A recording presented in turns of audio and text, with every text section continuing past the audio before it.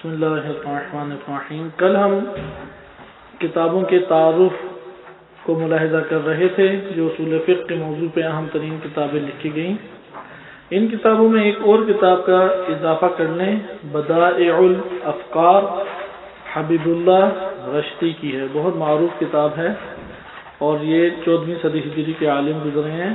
بدائع الافکار، اصول فقہ کی ان کتابوں اور مصنفین کے حالات آپ لوگوں کا اپنا وظیفہ ہے کہ آپ مختلف جگہوں پہ جانیں، انٹرنیٹ پہ بھی سارے موجود ہیں، مختلف کتابوں میں ان کے حالات زندگی لکھے ہوئے ہیں، اور کوشش کریں کہ اس کو انشاءاللہ تعالی آپ لوگ اچھے طریقے سے یاد کریں۔ کل اس کے سارے کتابوں کے نام اور مصنفین کے نام سنے جائیں گے۔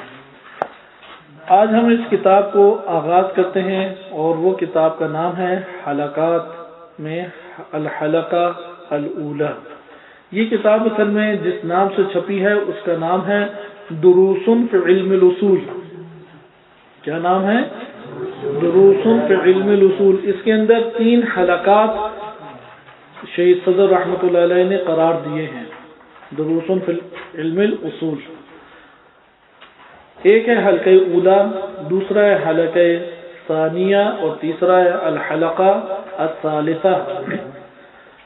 حلقہ الاولا یہ تمہیدی کتاب قرار دی گئی ہے تاکہ علم اصول فقہ کی ٹرمز اور مصطلحات کو آپ سمجھ سکیں۔ حلقہ ثانیہ یہ اس سے قدر بلندتر کتاب ہے جس میں مطالب کا کچھ نہ کچھ اضافہ ہے، اور حلقہ ثالثہ وہ اس سے بھی بالاتر ہے اور ترتیب وار معانی کا اضافہ ہے۔ مثلا کہ ایک اطلاق اور تقیید کی بحث ہے، حلقہ ثانیہ میں اگر اس بحث کے 5 سے 6 نکات ہیں، 5 سے 6 نکات ہیں، تو حلقہ اولا، حلقہ ثانیہ، حلقہ ثالثہ اس میں مطالب ترتیب وار رکھے گئے ہیں۔ مثلا اطلاق و تقیید، اگر اس کے اندر بالفرض 5 مطالب ہیں، حلقہ اولا میں 1 بیان کیا جائے گا، حلقہ ثانیہ میں بقیہ 2، اور حلقہ ثالثہ میں جو بقیہ رہ گئے ہیں وہ کامل مناقشات کے ساتھ دیگر اقوال کے ہمراہ گفتگو کرتے ہوئے وہاں پہ ذکر کیے گئے ہیں۔ اس طرح ترتیب سے یہ کتاب معین کی گئی ہے۔ حلقات 3 حلقات کا ایک مقدمہ شہید صدر رحمۃ اللہ علیہ نے لکھا ہے، اور وہ مقدمہ بہت اہمیت کا حامل ہے۔ اس میں چند پوائنٹس ہیں جو شہید صدر نے لکھے ہیں، اور اس میں وہ وجہ لکھی ہے کہ جس وجہ سے شہید نے یہ حلقات تحریر کیے ہیں۔ اصول فقہ میں یہ 3 حلقات تحریر کرنے کی وجہ اس مقدمے میں لکھی ہے۔ ایک ایک کر کے ہم انشاءاللہ تعالی دروس میں اگر بیان کر سکے تو کریں گے، اور بقیہ کو بعد میں انشاءاللہ ملاحظہ کریں گے۔ مثلا ایک سبب اس کا یہ ہے کہ پچھلی جو کتابیں لکھی گئی ہیں ان کتابوں میں سوائے شیخ رضا مظفر کی اصول فقہ کے تمام کی تمام کتابیں وہ درس و تدریس کے مد نظر رکھتے ہوئے نہیں تحریر کی گئی، بلکہ وہ ان مؤلفین جنہوں نے یہ بڑی بڑی کتابیں لکھی ہیں ان کی اپنی ذاتی تحقیقات ہیں اور اجتہادی آراء ہیں۔ جیسے آپ نے نام یاد کیے ہیں مختلف، نہایت الدرایہ جو الکفایہ پہ تعلیقہ ہے، یا کفایت الاصول، یا اس سے پہلے فرائض الاصول، یا اس سے پہلے جتنی بھی کتابیں ہیں، یہ بڑی بڑی کتابیں ہیں۔ یہ کتابیں درس و تدریس کے عنوان سے نہیں لکھی گئی، القوانین ہے، معالم الاصول ہیں، یہ در حقیقت ان مؤلفین کی تحقیقات ہیں اس فن میں، ان کی اجتہادی آراء ہیں جو اہل تحقیق کے پڑھنے کے قابل ہیں۔ ایک طالب علم اس سے نہیں لے سکتا، کیونکہ کورس اور درس کے لیے جو کتابیں تالیف دی جاتی ہیں ان کا مزاج اور منہج جدا ہوتا ہے، اس میں طالب علم کی ذہنی اور فکری صلاحیتوں کو مد نظر رکھا جاتا ہے، اور ایک مطلب کو دوسرے سے مربوط کرتے ہوئے آگے لے کے جایا جاتا ہے۔ مثال کے طور پہ اب ایک آپ کتاب اٹھائیں کفایہ یا نہایت الدرایہ یا قوانین فرائض الاصول، آپ اس میں دیکھیں گے ایک ہی مطلب کے اندر اس کے سمجھنے کے لیے کئی مقدمات ہیں۔ اب ایک طالب علم جب تک ان مقدمات کو نہیں سمجھے گا، مصنف کی کتاب بات سمجھ نہیں آئے گی۔ مصنف کی بات کب سمجھ آئے گی؟ مصنف کی اس وقت تک بات سمجھ نہیں آئے گی جب تک طالب علم کے لیے وہ مقدمات حل نہ ہوں۔ اب ان مقدمات کو حل کرنے کے لیے کیا کتابیں ہونی چاہیے تھی یا نہیں؟ یقیناً ہونی چاہیے۔ جیسے یہ کلمہ واجب دیکھیں، آپ اصول فقہ پڑھ رہے ہیں، ادھر واجب کا ایک معنی ہے، یہی ایک معنی ہے علم فقہ میں بھی واجب کا۔ واجب کا ایک معنی علم عقائد میں بھی پڑھتے ہیں الواجب، ادھر واجب الوجود معنی مراد ہوتا ہے۔ اب کون سا معنی ہے؟ کوئی اصول فقہ کی کتابیں پڑھتے ہوئے ڈائریکٹ علم کلام میں چلا جائے اور ادھر استاد نہ بتائے کہ ادھر واجب سے کیا مراد ہے، وہ حرام کے مقابل میں واجب سمجھتا رہے گا۔ اس لیے مقدمات ہیں ہر چیز کے۔ اسی طرح سے دلیل کیسے قائم ہوتی ہے، استنباط جب ہم کرتے ہیں، ہمارے پاس مثلا ایک روایت آ گئی یا آیت کریمہ اقیم الصلاۃ، اقیم الصلاۃ سے نماز پڑھنا تمہارے اوپر واجب ہے، نماز پڑھو، آپ نے یہ بات کیسے لے لی؟ اس بات کو لینے کے لیے دلیل قائم کریں گے۔ یہ دلیل قائم کرنا اصول فقہ سکھاتا ہے۔ لیکن جب آپ اس طرح سے سطور پڑھ رہے ہوں گے، معنی پڑھ رہے ہوں گے، وہاں پہ اس طرح سے دلیل کا تعارف ہی نہیں آتا، کیونکہ وہ مؤلفین کی بڑی کتابیں ہیں، ان کتابوں میں تو یہ والی چھوٹی چیزیں نہیں لکھی ہوئی۔ اس لیے ضروری تھا کہ ایک ایسا مرحلہ قرار دیا جائے کہ اس مرحلے کے ذریعے سے ان بڑی بڑی کتابوں کو سمجھنا ایک طالب علم کے لیے آسان ہو جائے۔ لہذا شہید صدر رحمۃ اللہ علیہ نے اس درمیانی حلقے کو، یعنی اس درمیانی مرحلے کو طے کیا ہے۔ طالب علم اور بڑی اجتہادی آراء پر مشتمل کتابیں، وہ طالب علم ان کو سمجھ سکے، ان دونوں کے درمیان حلقات کو قرار دیا ہے۔ تم حلقات کو پڑھو اور سمجھو، اس کے سمجھنے کی مدد سے آپ اس قابل ہو جائیں گے کہ یہ جو اجتہادی آراء پر مشتمل بزرگ ہمارے علماء اعلام کی کتابیں اور تصنیفات ہیں، آپ اسے سمجھ سکیں۔ لہذا پہلے کیا ہوتا تھا، ایک طالب علم تازہ حوزہ علمیہ میں آتا، مقدمات پڑھتا، اچانک ایک بھاری کتاب اس کے سامنے رکھ دی جاتی، جیسے علم فقہ میں ہوتا ہے، توضیح المسائل پڑھاتے ہیں حوزات علمیہ میں مقدمات کے مرحلے میں، یا بعض جگہوں پہ آموزش فقہ پڑھاتے ہیں، اس کے بعد براہ راست لمحہ عطا دے دیتے ہیں۔ لمحہ کتاب ایک مشکل کتاب ہے، اصطلاحات سے بھری ہوئی کتاب ہے، اس کی عربی کے اندر دقتیں موجود ہیں، اقوال ہیں، اس کے مصادر ہیں لمحہ کے۔ لمحہ میں پیش نظر فقہی احکام کا بیان نہیں ہے۔ لمحہ کے پیش نظر شہید ثانی رحمۃ اللہ علیہ نے جیسے فقہی اور اصولی استدلال کیے ہیں، اس کو طالب علم کے سامنے آشکار کرنا ہے تاکہ وہ استنباط کے طریقے سیکھے۔ لیکن جب ہم اس کو پڑھتے ہیں، آپ دیکھتے ہیں کہ تدریس اس طرح کرائی جاتے ہیں جیسے توضیح المسائل پڑھا رہے ہیں، پتہ ہی نہیں ہے کہ یہاں پہ کیا فقہی استدلال ہوا ہے، آیت سے کیسے استنباط کیا ہے، روایت سے کیسے استنباط کیا، شہید ثانی نے نقد کیا ہے، اس نقد کا شہید اول کے اوپر نقد ہے، یا شہید اول نے ایک جواب دیا، اس کا جواب کے اوپر نقد ہے، وہ کیا ہے، یا شہید ثانی نے جو جواب دیا وہ قابل قبول بھی ہے یا نہیں۔ یہ سارا کا سارا وظیفہ کس کا ہے؟ استاد کا وظیفہ ہے۔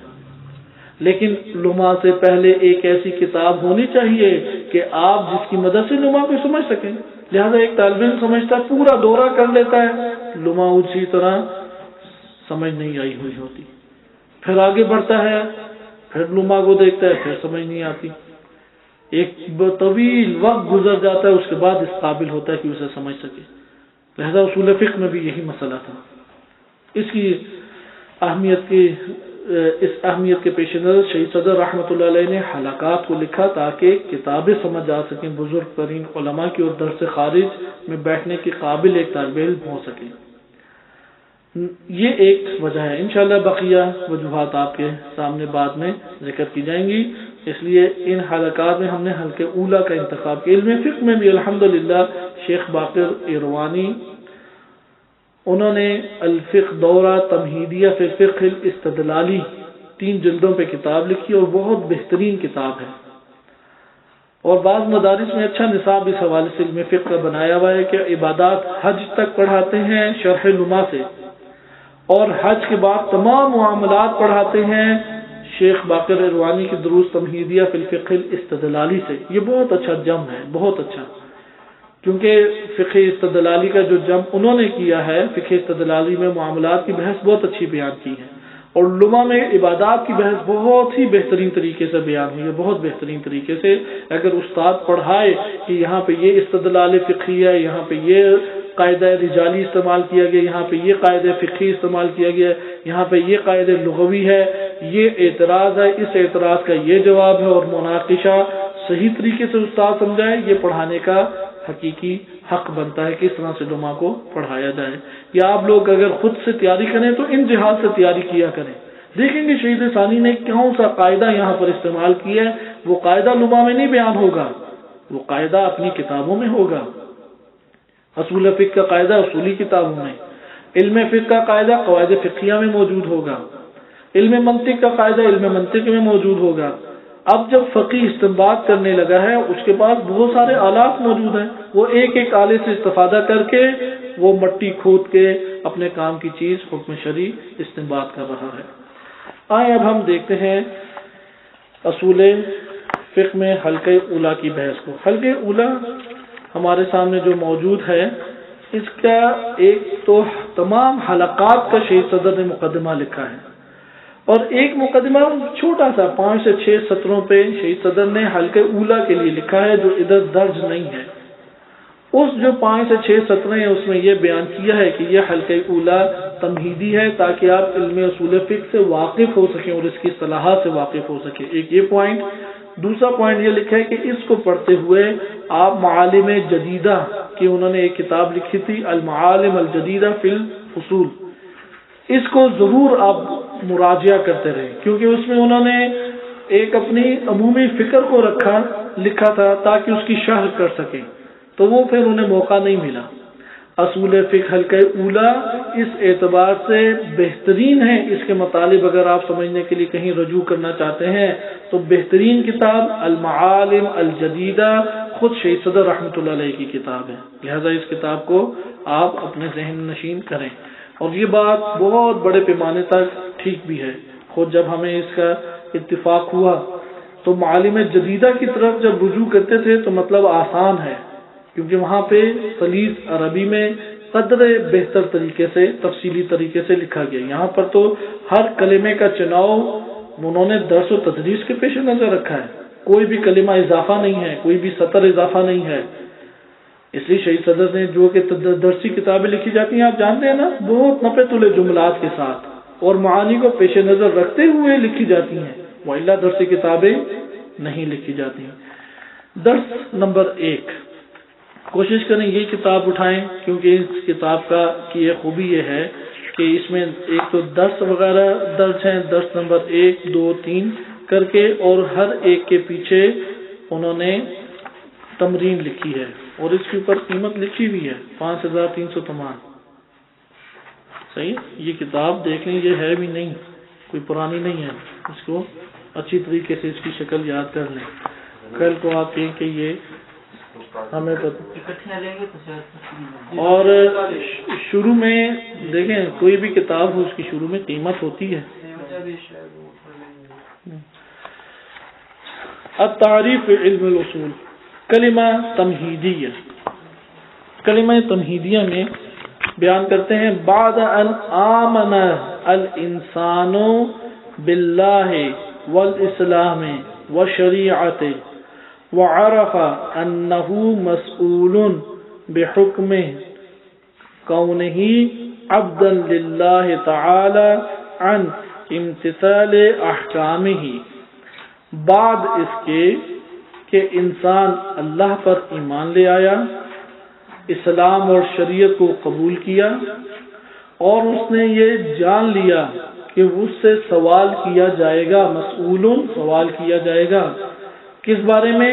اس شے کے حکم کے بارے میں، اور بے حکم اس حکم کے بارے میں کہ وہ اللہ کا عبد ہے، اللہ تعالیٰ کا غلام ہے، کس اعتبار سے کہ اللہ نے اس کی زندگی کو منظم کرنے کے لیے جو احکامات بھیجے ہیں، جو احکام بھیجے ہیں، ان کی بجاوری کرے۔ یہاں پر ایک ایک کر کے ہم مطلب کو سمجھتے ہیں۔ بعد ان آمن الانسان باللہ والاسلام والشریعت. اس کو دقت سے دیکھیں کہ آج ہم صرف اس کو پڑھیں گے، پھر اس کے بعد وعرف انہ مسئول بحکم، کہ اس کو انشاءاللہ تعالی بعد میں دیکھیں گے. پہلا یہ دو اصل میں جو دو لائنیں ہیں، یہ مقدمہ حقیقت میں علم کلام کا مقدمہ ہے. آپ جانتے ہیں کہ اگر اللہ تعالی یعنی توحید، نبوت، شریعت، خاتمیت یہ ثابت نہ ہو تو کیا اصول فقہ پڑھا جا سکتا ہے؟ مذہبی ثابت ہی نہیں ہے کہ اللہ ہے یا نہیں، اصول فقہ پڑھنے کا کوئی فائدہ ہے؟ اگر پتہ ہی نہیں ہے کہ شریعت کوئی آئی ہے یا نہیں، کہ کوئی احکام ہمارے اوپر واجب ہوتے ہیں یا نہیں، کوئی ہم پڑھیں گے اصول فقہ؟ اس لیے کیا کہا بعد ان آمنا الانسانو، کہ بعد اس کے کہ انسان ایمان لے آیا. کس کے اوپر ایمان لے آیا؟ اللہ پر ایمان لایا. والاسلام یعنی اس بات کے اوپر ایمان لے آیا کہ اللہ کی طرف سے ایک نبی ہے، اور وہ نبی ایک دین کامل، دین تمام دین لے کے آئے ہیں. نمبر 3 اور کس پر ایمان لایا؟ کہ انہوں نے جو شریعت انسانی، اجتماعی اور انفرادی زندگی کو منظم کرنے کے لیے اللہ تعالیٰ نے جو اصول اور قوانین نازل کیے ہیں، یہ قوانین کا مجموعہ شریعت کہلاتا ہے. یہ شریعت سابقہ تمام شریعتوں کو باطل کر کے اپنے وجود کو تا قیامت آنے والے بشر کے لیے ثابت کرتی ہے. شریعت محمدی صلی اللہ علیہ وآلہ، یہ شریعت، اس شریعت کے اوپر ایمان لے آیا، یعنی وہ یہ بات کا قائل ہو گیا رسول اللہ شریعت لے کے آئے ہیں، اور رسول اللہ تا قیامت آنے والے بشر کے اجتماعی اور انفرادی امور اور اعمال سے تعلق رکھنے والے احکام الہی لے کے آئے ہیں. اگر ہم یہ والا مقدمہ کامل نہیں کرتے آگے بات شروع نہیں ہوتی، کیونکہ ہم نے کرنا کیا اصول فقہ کے ذریعے سے. اصول فقہ کا مطلب یہ ہے، انشاءاللہ یہ بات ابھی آ بھی رہی ہے اگلی سطور میں، کہ ہم ادھر اللہ کے غلام ہیں. یہ دنیا اور دنیا ما فیہا، جو کچھ دنیا میں ہے، انسان ہو یا غیر انسان ہو، وہ سب اللہ کی ملکیت ہے. ہمارا وجود بھی اللہ کی ملکیت ہے، عبد ہے. عبد کی تعریف خدا قرآن کریم میں خود فرماتا ہے کہ عبد وہ ہوتا ہے کہ جو ایک ذرہ شے کی بھی ملکیت نہیں رکھتا، کاملاً اپنے مالک کے ماتحت ہوتا ہے. کاملاً ہم عبد ہیں. اب اس دنیا میں جو چیزیں ہیں اسے استعمال کرنا چاہتے ہیں، آیا مولا اور آقا کی اجازت ہے یا نہیں ہے؟ کیونکہ اس نے تو سوال کرنا ہے. اگر میں مثلا ایک درخت ہے، اس درخت کا پھل کھاؤں یا نہیں، وہ ملکیت درخت اللہ کی، وہ پھل اللہ کا، یہ جسم اللہ کا عطا کیا ہوا. لہذا اللہ مالک ہے درخت کا، اس کے پھل کا اور اس جسم کا، اور اب میں اپنی مرضی نہیں ادھر دکھا سکتا. اپنی مرضی دکھائی تو پھر عبودیت نہیں ہے. اسے مالک سمجھا تو پھر عبودیت ہے. میں مملوک، وہ مالک. اب اس نے میرے لیے حکم جاری کر دیا ہے، وہ حکم جو اللہ تعالیٰ نے جاری کیا وہ مجھ تک پہنچا ہے یا نہیں پہنچا؟ اگر پہنچا ہے تو اس کے مطابق عمل انجام دوں گا، نہیں پہنچا تو پھر مجھے تلاش کرنا چاہیے. تلاش کرنے نکلے تو حجج الہیہ موجود تھی، انبیاء اور رسول اور ائمہ علیہ السلام. جا کے پوچھ لیتا عبد کہ اللہ تعالیٰ نے کیا میرے لیے اس عمل میں حکم رکھا ہے. جیسا امام بیان کرتے ویسا جا کے کرتا. مسئلہ آ گیا غیبت کا. غیبت امام علیہ السلام میں کیا کرے؟ غیبت امام علیہ السلام میں اس کے پاس ایک قرآن ہے اور روایات کا مجموعہ ہے، اس کے علاوہ تو کہیں اور سے نہیں مالک کا حکم مل سکتا.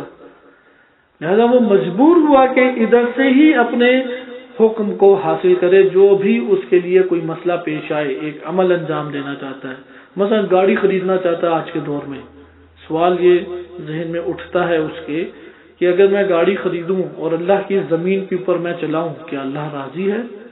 کیا اس مشین کے اوپر بیٹھنے کے اوپر اللہ راضی ہے؟ کیا اس گاڑی کو ڈرائیو کرنے پہ اللہ راضی ہے؟ اب سوال ہے، جواب کہاں سے لے؟ براہ راست اللہ سے پوچھ نہیں سکتا. جو حجت الہی اللہ تعالیٰ نے بھیجے تھے ان تک رسائی ابھی نہیں ہے. تیسرا جا کے ہمارے پاس دائرہ کار قرآن اور اہل بیت علیہ السلام رہ جاتے ہیں. اگر وہاں سے وہ پوچھے تو کیسے پوچھے؟ یہ تو بحر ہے، ایک سمندر ہے معارف کا، اخلاق بھی ہے، آداب بھی ہے، علم فقہ بھی ہے، تفسیر ہے، حدیث ہے، انسانی زندگی کے لیے مختلف ضابطے ہیں۔ ان میں سے میرے اس سوال کا جواب کہاں پر ہے؟ میرے عمل سے جو تعلق رکھنے والا حکم ہے وہ کہاں پر ہے؟ لہذا اسے نکالنے کی ضرورت ہے۔ نکالنے کے لیے آلات چاہیے، اوزار چاہیے، انسٹرومنٹس چاہیے۔ یہ آلات یہ اصول فقہ آپ کو مہیا کر کے دیتا ہے۔ بس آپ نے دیکھا کہ بعد ان آمن الانسانوں کے بعد اس کے انسان ایمان لے آیا، کس پر؟ اللہ پر۔ کس کے اوپر؟ اس کے رسول یعنی اسلام کے اوپر اور شریعت کے اوپر۔ جب یہ مقدمہ کامل ہو گیا اور یہ قبول کر لیا کہ انسان اس دنیا میں عبد ہے، عبد، مالک نہیں ہے، انسان اس دنیا کے اندر مملوک ہے، مولا نہیں ہے، مولا اللہ کی ذات ہے۔ اس لیے ایک ملکیت حقیقی ہے اور ایک ملکیت اعتباری ہے۔ ہم اس دنیا میں جو چیزیں میں ملکیت رکھتے ہیں نا، مثلا یہ میری گاڑی، میرا قلم، میرا بدن، میرا وجود، میری چیز، یہ ساری ملکیت مجازی ہیں، اعتباری ہیں۔ حقیقت میں سب چیزیں کس کی ہیں؟ اللہ سبحانہ وتعالی کی۔ وہ مالک حقیقی ہے۔ اس کائنات میں جو کچھ بھی موجود ہے، جو کچھ بھی موجود ہے، وہ کس کا ہے؟ اللہ تعالیٰ کی ذات کا ہے۔ لہذا جب اللہ مالک ہے تو مالک کی اجازت کے بغیر ہم کوئی کام کر سکتے ہیں؟ مثلا گھر آپ کا، آپ نے ایک عبد رکھا، نوکر رکھا، اب آپ نے کچن میں فریج میں چیزیں لا کے رکھی، آپ بیٹھے ہوئے ہیں، وہ نوکر جائے نکال کے کھانے لگ جائے۔ آپ بیٹھے ٹی وی کے سامنے بیٹھے ہوئے کوئی پروگرام دیکھ رہے ہیں، وہ نوکر آئے ٹانگے وغیرہ بچھا کے میز کے اوپر رکھے اور آرام سے چائے شائے پینے لگ جائے، آپ اس کو کوئی معترضانہ نگاہوں سے دیکھیں گے یا نہیں؟ کہیں گے یار کم سے کم اتنی تو مروت دکھاؤ گے، مجھ سے پوچھ لو، میری چیزیں اس طرح استعمال کر رہے ہو جیسے تم ان کے مالک ہو، مجھ سے کم پوچھ تو لو کہ میں یہ کام کروں یا نہ کروں۔ جگہ میری، چیزیں میری، لایا میں اس کو اور رکھا میں نے تم کو ادھر، میں نے تمہارے اوپر احسانات کیے اور تم میرے اوپر ہی مالک بن کے بیٹھ رہے ہو۔ ہم بھی اسی طریقے سے جب اس دنیا میں آئے، یہ وجود بھی اللہ نے دیا، یہ صحت اللہ نے دی، یہ چیزیں اللہ نے دی۔ کسی کو امیر گھروں میں خلق کیا تاکہ امارت سے آزمائش لے، کسی کو غریب گھروں میں خلق کیا تاکہ غربت سے آزمائش لے۔ نہ غریب کو احساس کمتری کا شکار ہونا چاہیے، نہ امیر کو تکبر اور غرور کا شکار ہونا چاہیے۔ غریب گھرانے میں اس لیے پیدا نہیں ہوا تھا کہ روشنائیوں سے اور مال و دولت سے مرغوب ہونے لگ جائے، اور امیر گھرانے میں اس لیے پیدا نہیں ہوا تھا کہ مال کی پر سانپ بن کے بیٹھ جائے اور دوسروں کو حقیر کے طور پہ دیکھنا شروع کر دے، بلکہ اس لیے اللہ نے خلق کیا کہ اللہ مالک ہے، وہ اپنی مرضی سے اس دنیا میں ہر انسان کو زندگی عطا کرتا ہے۔ بس یہ پوری ملکیت، پہاڑ ہیں، سمندر ہیں، یہ بڑی بڑی فصلیں ہیں، درخت ہیں، چرند پرند، سارا انسانی وجود، یہ کس کی ذات کا ہے؟ اللہ کی ذات کا۔ اب اس کے اندر معین مدت کے لیے ہمیں بھیج دیا گیا ہے بطور غلام، عبد۔ اگر انسان عبد کے مقدمے کو صحیح طرح سے نہ جانے اور عبودیت کو قبول نہ کرے تو پھر وہ عبودیت کے مقابلے میں طاغوتیت ہے۔ ان اعبدوا اللہ واجتنبوا الطاغوت، عبودیت کے مقابلے میں کیا ہے؟ طاغوتیت۔ فرعون کے بارے میں کیا کہا؟ انہو طغا، یہ طاغوت بن گیا ہے۔ یا ان الانسان لیطغی ان رآہ استغنی، کہ انسان اس وقت طاغوت بن گیا جب اس نے اپنے آپ کو بے نیاز سمجھا۔ ہم بے نیاز نہیں ہیں مالک سے، ہم مولا سے بے نیاز نہیں ہیں۔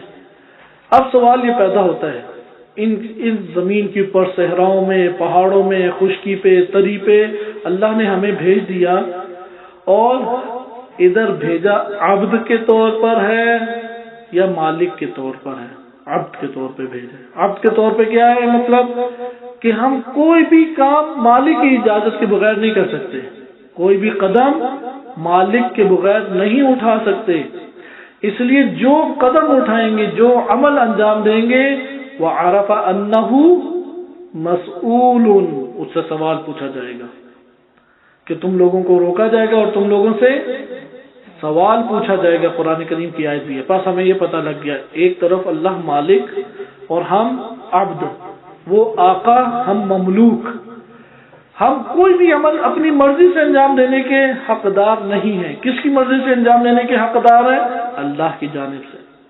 اور جو عمل ہمارے وجود سے صادر ہو جاتا ہے اس کے بارے میں سوال پوچھا جائے گا، جو صادر نہیں ہوا اس کے بارے میں سوال بھی نہیں ہے۔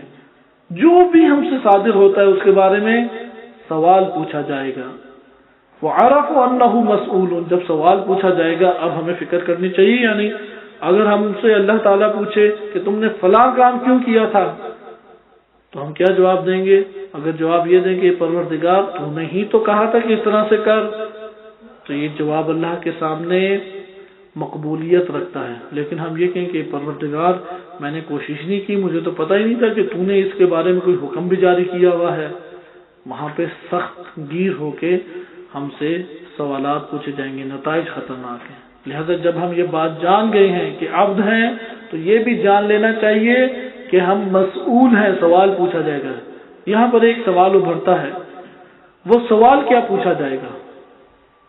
ہم مسئول ہیں، سوال پوچھا جائے گا، عبد ہیں۔ بس آپ نے آج کے درس میں بس اتنا ہی یاد رکھنا ہے۔ پہلا مقدمہ کیا ہے؟ وہ ہے کلامی مقدمہ، اللہ، اسلام، شریعت، نبوت، امامت، اس کے اوپر ایمان لے آئے۔ دوسرا مقدمہ وہ مالک، ہم عبد، وہ آقا، ہم مملوک، حق نہیں رکھتے کہ اس کی اجازت کے بغیر کوئی کام کریں، حتیٰ کہ ہاتھوں کو ہلانا، سر کو کھجلنا، انگلیوں کو یوں یوں کرنا۔ انشاءاللہ آپ یہ پڑھیں گے، مقاصد میں بھی یہ بعض چیزیں آتی ہیں۔ کسی بھی آنکھوں کو اوپر نیچے کرنا، ادھر ادھر دیکھنا، پاؤں کو ویسے ہلانا، کسی چیز کا بھی جو ہاتھوں کو ویسے ہلاتا رہتا ہے پوچھا جائے گا یہ تم نے کیوں کیا، جو یوں یوں سر کو کرتا رہتا ہے پوچھا جائے گا کیوں کیا۔ ہر چیز کے بارے میں سوال پوچھا، کیونکہ عبد ہیں، لہذا دوسری چیز عبد ہے، تیسری چیز سوال پوچھا جائے گا۔